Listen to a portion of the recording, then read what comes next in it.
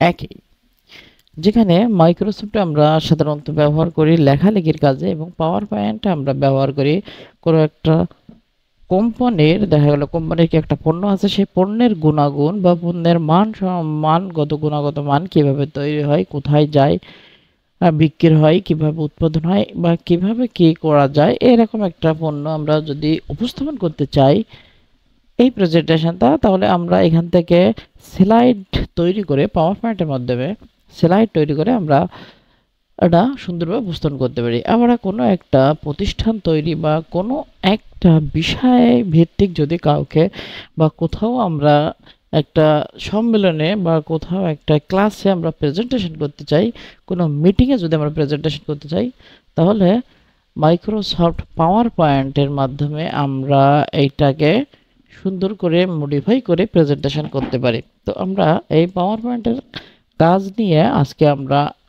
আলোচনা করব। এখানে পাওয়ার পয়েন্টে এখানে আমাদের ফাইল আছে, home, insert, design, transaction, animation, slide show, review, view, Acrobat. এই হোমের মতো আমরা মাইক্রোসফটের মতোই আমাদের পাওয়ার পয়েন্টের একই বিষয়, শুধু কিছু ভিন্নতা আছে, ট্রানজাকশন, অ্যানিমেশন এবং স্লাইড শো।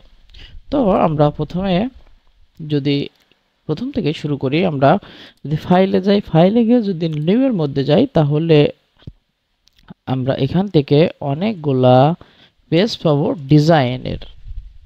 এই ডিজাইনের উপরে আমরা এই পেজ নিয়ে পেজের উপরে আমরা আমাদের কাজ করতে পারবো, অথবা আমরা যদি চাই একটা ব্ল্যাঙ্ক পেজ নিয়ে ব্ল্যাঙ্ক পেজের উপরে কাজ করতে পারবো।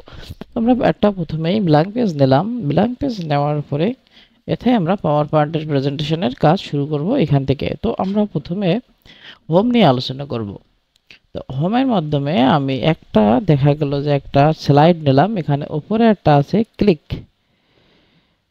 To add title. আমি এখান থেকে টাইটেল লিখতে পারবো এবং এখান থেকে সাবটাইটেল, এই দুইটা আমার এখান থেকে একটা স্লাইডের দুইটা আমার কোড আছে। এখন আমি চাচ্ছি যে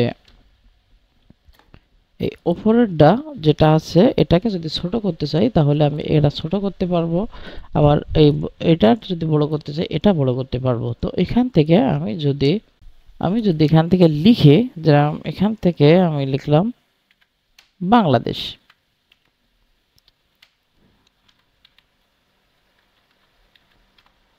বাংলাদেশ লিখলাম। তো বাংলাদেশ লেখার পরে আমরা দেখা গেল এখান থেকে আমরা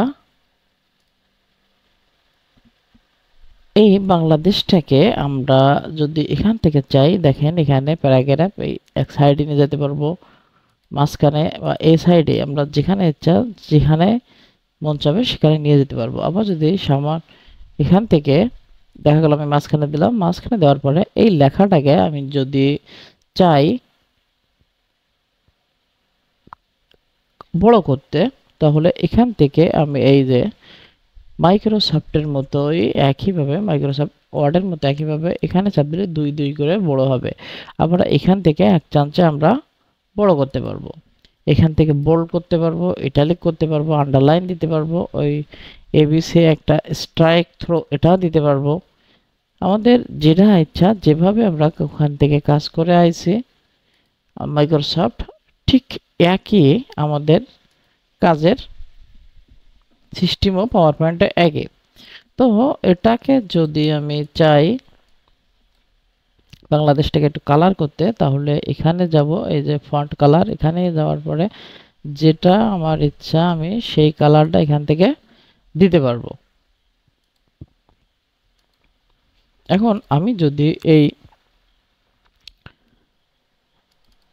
এটাকে কালো করতে চাই, এই যে স্লাইডটাকে উপরের যে স্লাইড, এই যে এই স্লাইডটা রং করতে চাই, কালার করতে চাই, তাহলে আমি এখানে দেখেন এই শেপ ফিলে গিয়ে এখান থেকে আমার যে কালারটা পছন্দ হবে সেই কালারটা আমি এখান থেকে দিতে পারবো।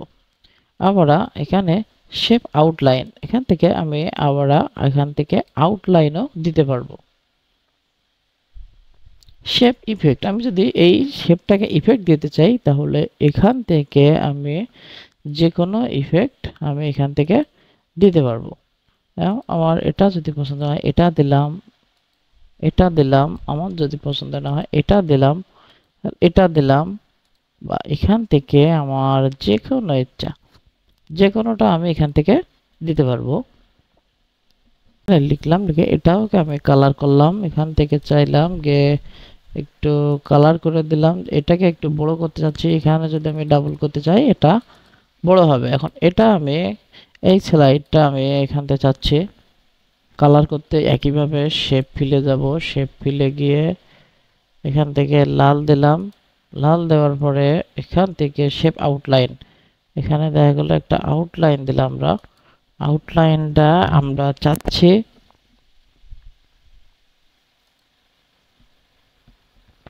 আউটলাইনটা একটু বড় তো করে দিতে। এখান থেকে আউটলাইন যদি বড় করতে চাই, এই যে শেপ আউটলাইনের ভিতরে গিয়ে এখানে ওয়েটের ভিতরে গিয়ে আমরা এখান থেকে বড় করে দিতে পারবো। আবার শেপ ইফেক্ট যদি চাই আমি এখান থেকে যে কোনো একটা শেপ ইফেক্ট দিতে পারবো, আমি শেপের ইফেক্ট এখান থেকে দিয়ে দিতে পারবো। এখন আমি যদি আরেকটা শেপ নিতে চাই তাহলে আমি নিউ স্লাইডে ক্লিক করলে আমার নিচে আরেকটা নতুন একটা স্লাইড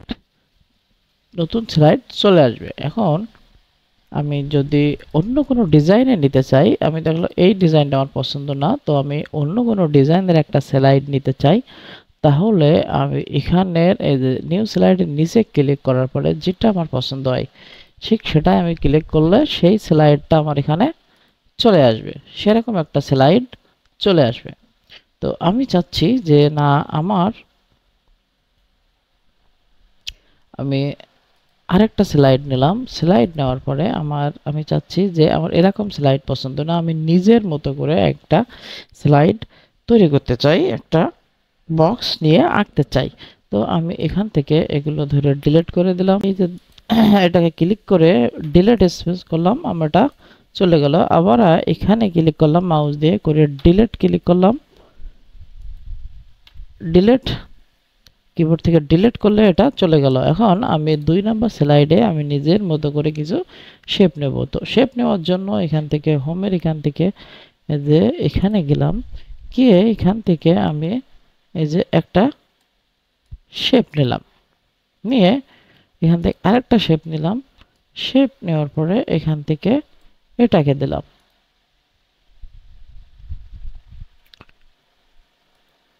তো শেপ এটাকে সেন্ড টু ব্যাকে পাঠালাম, করে এই শেপটাকে আমি মাউসের ডাউন বাটন ক্লিক করে আমি সেন্ড টু ব্যাকে পাঠালাম এই উপরে শেপটাকে। তারপরে এই ভিতরে যে শেপটা আছে এই শেপটাকে একটু গোলাকৃতি করে নিলাম, একটু গোলাকৃতি করে নিয়ে আমি এটাকে একটা কালার দেব, শেপ ফিলে যাব, শেপ ফিলে গিয়ে আমি এটাকে লাল কালার দিলাম। আবার নিচের শেপে ক্লিক করে আমি আবার শেপ ফিলে গিয়ে এটাকে একটা সবুজ কালার দিয়ে এটাকে আমি একটা পতাকা তৈরি করলাম। এখন আমি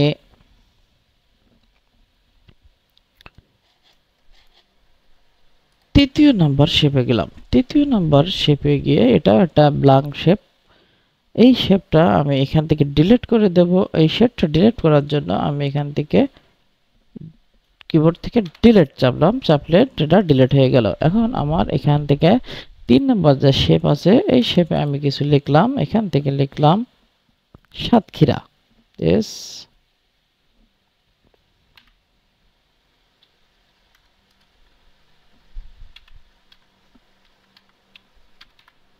এখন আমি এটাকে চাচ্ছি মাঝখানে দিতে, এখানে মাঝখানে চাপ দিলাম, এখানে প্যারাগ্রাফের এখানে ক্লিক করলাম, এটা মাঝখানে চলে আসলো, এটাকে কালার করলাম, কালারে এখান থেকে গেলাম, গিয়ে এখানটাকে একটু ভিন্ন সবুজ হলুদ কালারে দিলাম, দেওয়ার পরে এটাকে আবার আমরা এই যে স্লাইড এই শেপটা আমরা আবার শেপ ফ্রি কালার দিলাম, শেপ ফ্রি কালার দিলাম, এটা আমরা চাচ্ছি। এখন আমরা চাচ্ছি এইখানে এইখানে একটা কালার দিতে আমরা শেপ ফিলে গেলাম, শেপ ফিলে গিয়ে আমরা এখানে একটা কালার দিলাম, এই ফিলে শেপে গেলাম, এখান থেকে গিয়ে শেপ ফিলে গিয়ে এখানে একটা কালার দিলাম। এখন এখানে গিয়ে আমি যাচ্ছি, এখান থেকে কালার না দিয়ে আমরা অন্য কিছু দেব।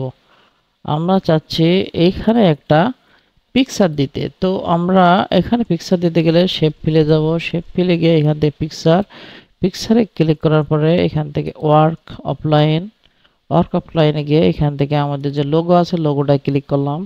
ক্লিক করার পরে ইনসার্ট করে দিলাম। ইনসার্ট করে দিলে আমাদের লোগোটা এখানে চলে আসলো। এখন এখানে এই যে শেপ আছে, শেপটায় আমি চাচ্ছি গ্রাডিয়েন্ট কিছু একটা দিতে, আমি এটা দিলাম। এখন আমি আরেকটা স্লাইড নেই, নিউ স্লাইড, আরেকটা ক্লিক করলাম। ক্লিক করার পরে আমার এখানে একটা নিউ স্লাইড, আমি চাচ্ছি অন্য আরেকটা স্লাইড নিতে। এটাকে ক্লিক করার পরে নিউ স্লাইডে গিয়ে আমি এরকম একটা স্লাইড নিলাম, নিয়ে এখানে আমি একটা ছবি দিতে যাচ্ছি। শেপ ফিলে গেলাম, শেপ ফিলে গিয়ে এখানে টেক্সচারে গিয়ে আমি এরকম একটা মাছের ছবি দিলাম। এখানে আবার ক্লিক করলাম, ক্লিক করে এটাকে আমি টেক্সচারে গেলাম। টেক্সচারে গিয়ে আমি চাচ্ছি এরকম একটা টেক্সচার দিতে। এখন এটাই এখানে আমি ক্লিক করলাম,